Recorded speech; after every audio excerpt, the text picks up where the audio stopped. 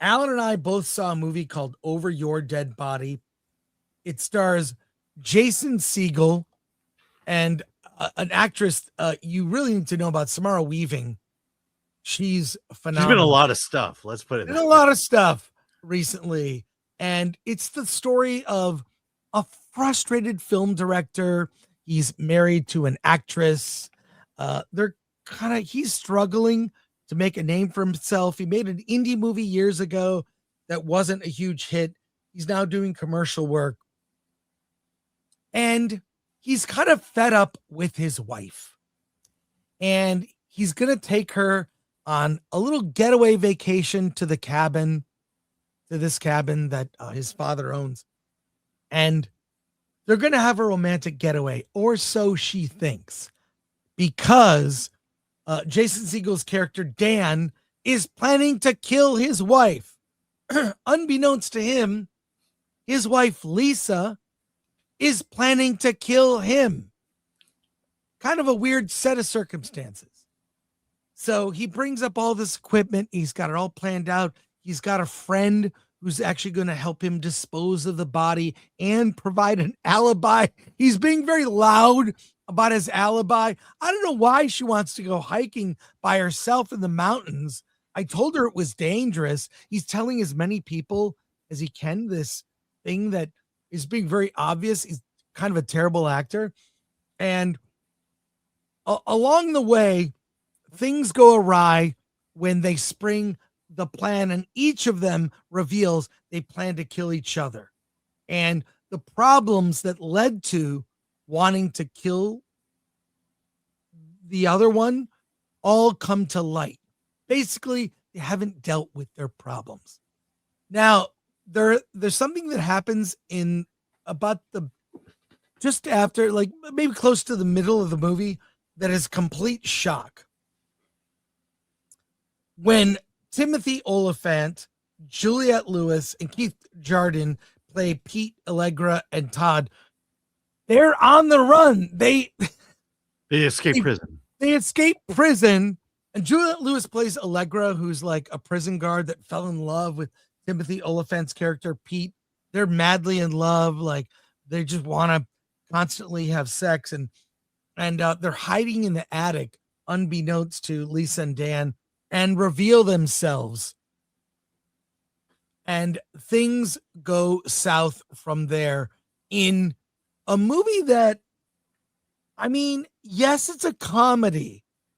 And I really, the comedy aspects, if they had really stuck to that, it gets very, without getting specific, very gory and bloody and gruesome and stuff that like really had me just turning the other way or shielding my eyes from how awfully bloody and gory it is. I normally I would say with a movie like this, like, I like a film that kind of swings for the fences. And there is a moment in the movie when this is in the trailer, where Lisa and Dan are kind of going over like their alibis, and she's an actress and she's giving a performance of like how she's going to tell other people that Dan died accidentally. And it's very funny. It's that balance of this like black humor with the gore that didn't quite work. I still would give it a bare recommend, but Alan, what did you think? Yeah, I was liking this film through the first hour, and then that third act comes in, and this is me watching the movie in the third act. Like, it was gruesome, it was gory, a lot of body dismemberment, and Timothy Oliphant. Okay. I should say things get gross and disgusting to the point that I could not physically watch this movie anymore. And so I'm on my phone playing games, just listening to what's happening, so I don't have to watch what's happening. Yeah. Look, the reason I mentioned that is because I was having a good time up until that point. And I feel like I would have continued to have a good time had those things not happened. which means what I'm saying is that, yeah, if you're, your movie didn't need to go there because you're doing a good job so far. That's what I thought. I thought that the writing and was clever enough. Yeah. It didn't need to be gore.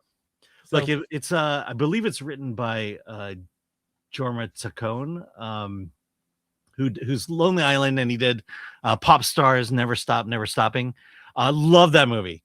And the guy's talented. He knows what he's doing. It's just, man, sometimes you do this stuff to be gory to get people to plus up a mediocre movie. And in this case, you didn't need to do that. You could have just finished your story. And so personally, I cannot recommend this movie, but I'm sure there's an audience for it. Yeah. I'm tired of the ultra violence of movies nowadays. And this it got there and it pissed me off because I was enjoying myself up until this point. Yeah, I will say, I just think it didn't need to be as gory as it was. It was clever enough script. It was funny enough situation that it could have just, it could have had more confidence in that script, and they didn't, and they felt they needed to go over the top with the gore and blood, and it was unnecessary. I'll point out, the movie was shot in Finland. It had mostly a Finnish crew. Did someone in your life like it? Someone in my life was mixed on the movie, but was very excited that it was shot in Finland and had, like, if you look at all the crew members, unpronounceable names, but Finnish nonetheless. So I give it a bare recommend if you could look past the gore, but I guess, Alan, you don't recommend it. I don't know. Yeah. Like I said, the gimmick turned me off for what was otherwise a good movie.